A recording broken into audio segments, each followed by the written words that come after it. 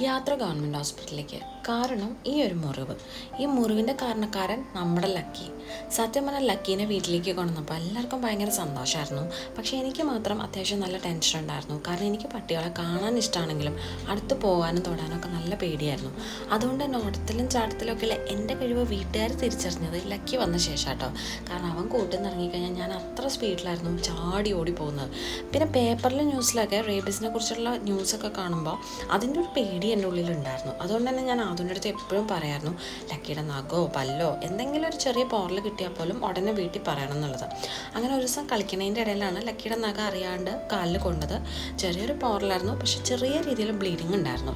ഉടനെ തന്നെ നമ്മൾ ഹോസ്പിറ്റലിലേക്ക് കൊണ്ടുപോയി. അവിടെ നിന്ന് 2 കൈയിലും നമ്മൾ റേബീസിൻ്റെ വാക്സിൻ എടുത്തു. ബ്ലീഡിങ് ഉണ്ടായിരുന്നതുകൊണ്ട് മെഡിക്കൽ കോളേജിലേക്ക് പോകണമെന്ന് അവർ പറഞ്ഞു. കാരണം റേബീസിൻ്റെ ഇമ്മ്യൂണോഗ്ലോബുലിൻ എടുക്കണം.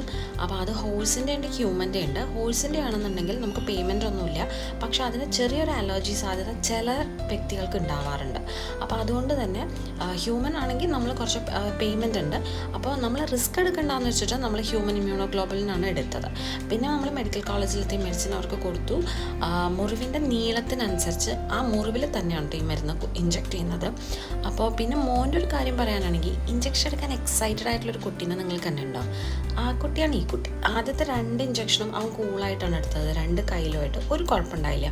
പക്ഷെ മുറിവിലെടുക്കുന്ന ഇഞ്ചക്ഷനെ പറ്റി അവന് ഒരു അറിവും ഉണ്ടായിരുന്നില്ല. അവൻ ഇത്രയും വിചാരിച്ചിട്ടും ഉണ്ടായിരുന്നില്ല. അപ്പോൾ എല്ലാം എടുത്തൊക്കെ കഴിഞ്ഞപ്പോൾ ഞാൻ അവൻ്റെ അടുത്ത് ചോദിച്ചു, നിനക്ക് കരച്ചിൽ വന്നിരുന്നോന്ന്. അപ്പോൾ അവൻ പറഞ്ഞു, ഒരു കുത്തും കൂടെ കിട്ടിയിരുന്നെങ്കിൽ ചിലപ്പോൾ ഞാൻ കരഞ്ഞേനേന്ന്. പിന്നെ ബാക്കിയുള്ള വാക്സിനൊക്കെ അവർ പറഞ്ഞ ഡേറ്റിന് തന്നെ കൃത്യമായിട്ട് എടുത്തു.